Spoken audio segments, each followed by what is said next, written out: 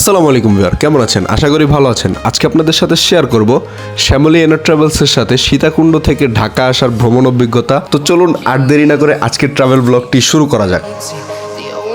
দুপুর 2টায় শ্যামলী এনার ট্রাভেলসের একটি হিনোয়েকে ওয়ানজে বাসে আমার যাত্রা শুরু হয় সীতাকুণ্ড থেকে। সামনের দিকে সিট না পাওয়ায় সামনের দিকে বসতে পারিনি এবং সামনে থেকে তেমন বেশি ক্লিপ নিতে পারিনি, যার জন্য আমি দুঃখিত। সামনে সিট ফাঁকা না থাকলেও পিছনের দিকে মোটামুটি সব সিটই ফাঁকা ছিল এবং এক এক সময় এক এক সিটে গিয়ে বসতেছিলাম আমি। একটু পরেই আমরা বারৈরহাট কাউন্টারে চলে আসি এবং সেখান থেকে কিছু যাত্রী উঠে বাসে এবং যাত্রী ওঠার সাথে সাথে বাসটি বারৈরহাট কাউন্টার ত্যাগ করে।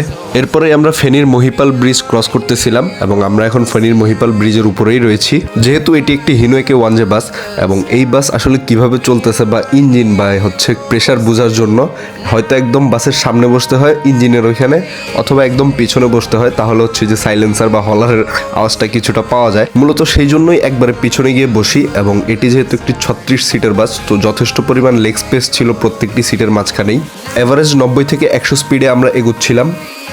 সুখ বেশিক্ষণ সইল না। কুমিল্লা বিশ্ব রোড থেকে প্রায় 1.5-2 কিলোমিটার আগে আমরা একটি বিরাট জ্যামে পড়ি এবং এই জ্যামে অনেকক্ষণ দাঁড়িয়ে থাকতে হয়। বাট আর 1.5-2 কিলো রাস্তা গেলে আমরা জ্যামটিও ক্রস করে ফেলতাম এবং আমাদের হোটেল বিরতিও হয়ে যেত।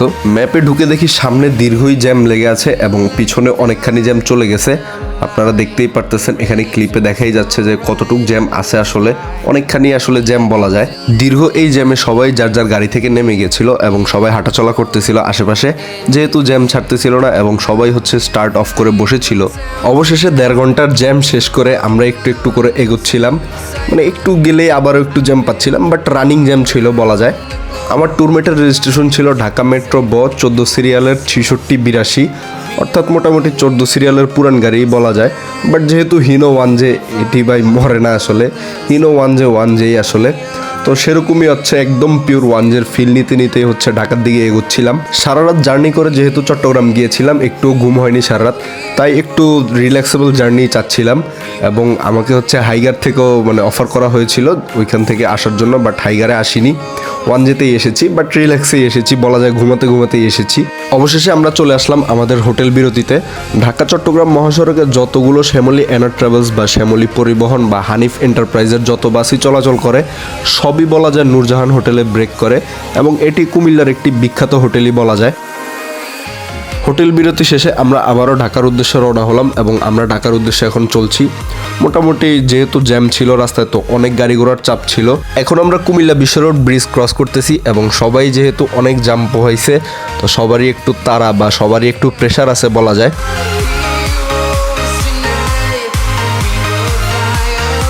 দীর্ঘ সময় রাস্তায় প্রচুর জ্যাম থাকায় রাস্তায় গাড়ির চাপ অনেক বেড়ে গেছিল। ট্রাক বা হচ্ছে নর্মাল কার বা বাস সবই বেড়ে গেছিল সেদিন বলা যায়, যার কারণে রাস্তা ফাঁকা পাওয়াই যাচ্ছিল না। তার কারণে আমাদের ড্রাইভার সাহেব গ্যাপ ধরে ধরে চালাচ্ছিল এবং তিনি এই রুটে বেশ সিনিয়র পাইলট বা তার বয়সও অনেক হয়েছে, তিনি পরিবহন জগতে অনেক দিন যাবতীয় আছেন। শ্যামলী এনার ট্রাভেলস কিন্তু বাংলাদেশের অন্যতম প্রবীণ একটি ট্রান্সপোর্ট সার্ভিস প্রোভাইডার। শুধু বাংলাদেশেই নয়, ইন্ডিয়াতেও কিন্তু তাদের সার্ভিস রয়েছে। শ্যামলী এনার ট্রাভেলসের বহরেই বর্তমানে বাংলাদেশের বেসরকারিভাবে সবথেকে বেশি হুন্দাই বাস রয়েছে। শুধু তাই নয়, বাংলাদেশের প্রথম হিনোয়েকে ওয়ানজে বাসও নাকি তাদের বহরেই যুক্ত হয়েছিল, এমন একটি গুঞ্জন শোনা যায়। আমরা এখন আছি দাউদকান্দি সেতুর টোল প্লাজার জ্যামে। 10-12 মিনিট জ্যামে থাকার পরে আমরাও আমাদের টোল প্রদান করলাম এবং টোল প্রদান করেই আমরা আবার এগোতে শুরু করলাম। এখানে মেঘনা এবং দাউদকান্দি একসাথে টোল নেওয়া হয়, অর্থাৎ ঢাকা থেকে যখন ছেড়ে আসে তখন মেঘনাতেই হচ্ছে টোলটি নিয়ে নেওয়া হয় এবং যখন ঢাকার দিকে ঢুকে বাসগুলো তখন হচ্ছে দাউদকান্দিতে টোল নেওয়া হয়। বাই এক্সেল সকল গাড়িগুলো এখানে 450 টাকার টোল ফি প্রদান করে থাকে, অর্থাৎ 6 চাকার বাসগুলো 450 টাকা করে প্রদান করে থাকে এই টোলে।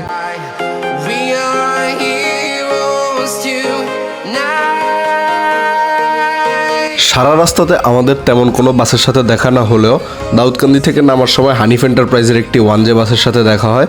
সম্ভবত বাসটি ঢাকা কক্সবাজার রুটেরই ছিল এবং বাংলাদেশের হাইওয়ের জন্য আসলে হানিফ শ্যামলী একটি কমন বিষয় এবং এটি একটি আসলে অনেক সুন্দর কম্বো। দাউদকান্দি সেতুর পরে নীলাচল এক্সপ্রেসের একটি এসি বাস পরে আমাদের সামনে এবং সেটিকেও আমরা গ্যাপে ওভারটেক করে সামনে এগিয়ে চলে যাই। রাত প্রায় 8টা নাগাদ আমরা চলে আসি মেঘনা সেতুর উপরে এবং এখানেও জ্যাম আর এখানেও অনেক গাড়ির চাপ। তো আসলে সারাদিনটাই আসলে জ্যামে যাচ্ছিল এবং পুরো জার্নিটাই হচ্ছে জ্যামময় একটা জার্নি ছিল।